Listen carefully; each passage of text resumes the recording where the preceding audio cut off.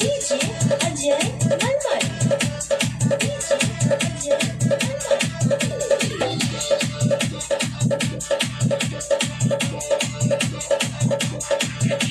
सावन का मेला है आया मन हमारा भी ललचाया सुन सुन कर बोल बंकी जयकार एक कांवर और गंगा जल दुर्गम राहों में पैदल चल जाएंगे हम भोला जी के द्वार।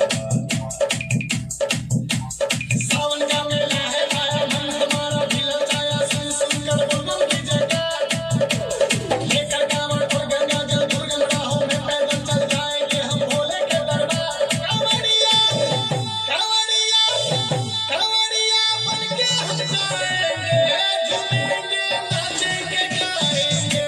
कांवरिया बन के हम जाएंगे झूमेंगे नाचेंगे गाएंगे।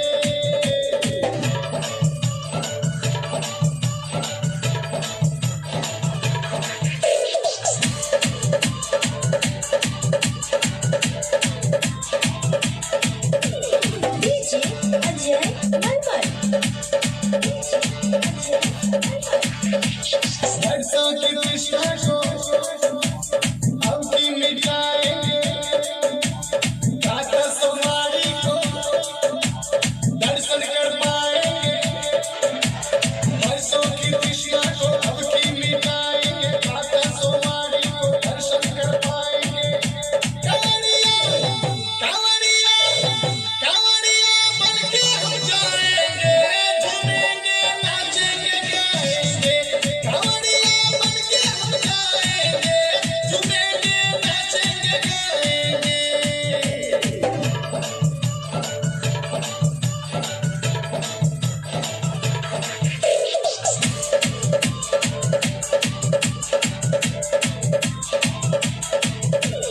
DJ Ajay Malpal. जैसे वो मानेंगे वैसे मनाएंगे।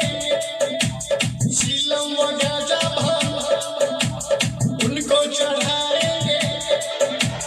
जैसे वो मानेंगे वैसे मनाएंगे। शीलम व गाजा भांग उनको चढ़ाएंगे। कांवरिया कांवरिया कांवरिया बन के हम जाएंगे झूमेंगे नाचेंगे गाएंगे।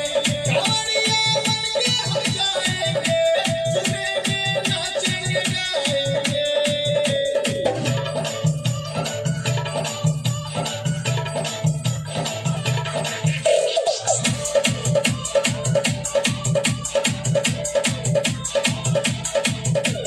DJ Ajay Malpal.